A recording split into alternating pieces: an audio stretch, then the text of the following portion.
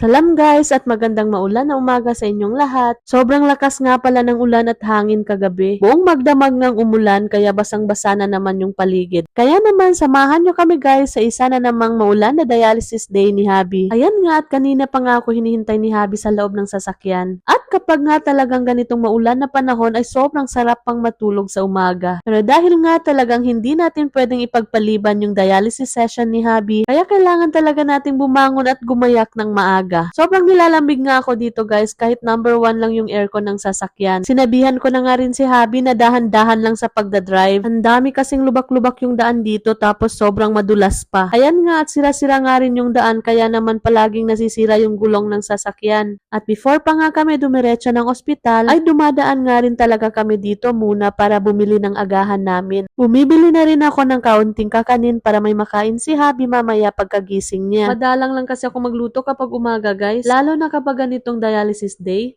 mas prefer namin na bumili na nga lang ng pang-agahan. Tapos yung mainit na kape at tubig inumin na nga lang yung dadalhin namin galing sa bahay. May pang-agahan namang ibinibigay yung ospital sa mga pasyente. Minsan biskwit, minsan tinapay, at may mga time naman na pansit yung binibigay. Kaso nga lang, hindi nabubusog si Habi sa sobrang konti nga lang yung binibigay. Kaya naman lahat rin ng mga pasyente na kasama ni Habi ay nagdadala ng kanya-kanyang mga baon. At saan naman yung kadalasang binibigay nila sa mga pasyente. At karamihan nga ng mga pasyente ay hindi rin umiinom ng tsaa, kaya naman ay kanya-kanya na rin silang dala ng mga inumin nila. Katulad nga rin ni Habi na kape yung iniinom niya kaya nagdadala talaga kami ng kape galing sa bahay. Sa tanghalian na nga lang ako magluluto pagka uwi namin galing ospital. Pagkarating nga namin dito sa ospital ay nagpark na nga kami kaagad ng sasakyan dito sa may likuran ng unit. Dali-dali na nga kami ng paglalakad dyan ni Habi kasi nga medyo maulan pa. Pagkapasok na namin dyan sa loob ay napansin ko na sobrang dumi na naman ng sahig. Talagang mapapasubo na naman sa pagod yung tagalinis nito. Nakalimutan na naman siguro na lagyan ng karton dito sa may harapan. At agad na ngang nagtimbang si Habi dyan para malaman kung ilan yung excess fluid sa katawan niya. At 2 kilo mahigit nga raw yung nadagdag sa timbang niya. Kaya naman 3 liters yung ipapahatak niya ngayon. Nagbitbit na nga si Habi ng upuan dyan para may maupuan nga ako sa loob. At pagkarating nga namin dito sa loob ay nakakabit na nga pala itong tube dito sa may dialyzer. Kaya konti na nga lang din yung gagawin ko kasi nakaprepare na nga rin pala itong dressing set at pati na rin itong mga needle. Kaya naman kinunan ko na agad ng BP si Habi. At sa sobrang lamig nga ng panahon ay inutusan nga ako ni Habi na kunin daw yung jacket niya sa sasakyan. Kaya naman lumabas na nga rin ako muna saglit para kunin yung jacket ni Habi. At pagkapasok ko nga ulit sa loob ay hindi pa nga rin tinutusok yung pistola ni Habi. Ilang sandali pa nga at eto na nga at tinutusok na nga rin. Few minutes nga nang nakasalang si Habi ay naghanda na nga rin ako ng pang-umagahan namin. Sobrang inaantok pa nga ako dito kasi nga sobrang lamig ng panahon. Sinamahan pa talaga ng lamig ng aircon kaya mas lalo akong inaantok. Naglagay na nga rin pala ako dito ng kape sa may tasa para kay Habi. Pagkatapos ay hinalo-halo ko lang yung migoring ni Habi para mahalo yung sambal. And nagtuwa na nga rin kami ni Habi at nang magkakain na. At sa mga oras nga na yan ay lahat na nga ng mga bantay at mga pasyente ay nagsipagkainan na nga rin. At pati na nga rin yung mga nurses at staffs ay andun na sa pantry nila para kumain. Tinatawag na nga lang namin sila kapag may emergency sa isa sa mga pasyente dito. Konti lang pala sila ditong mga pasyente guys. Pinakamarami na yung 10 sa isang session. Tapos 2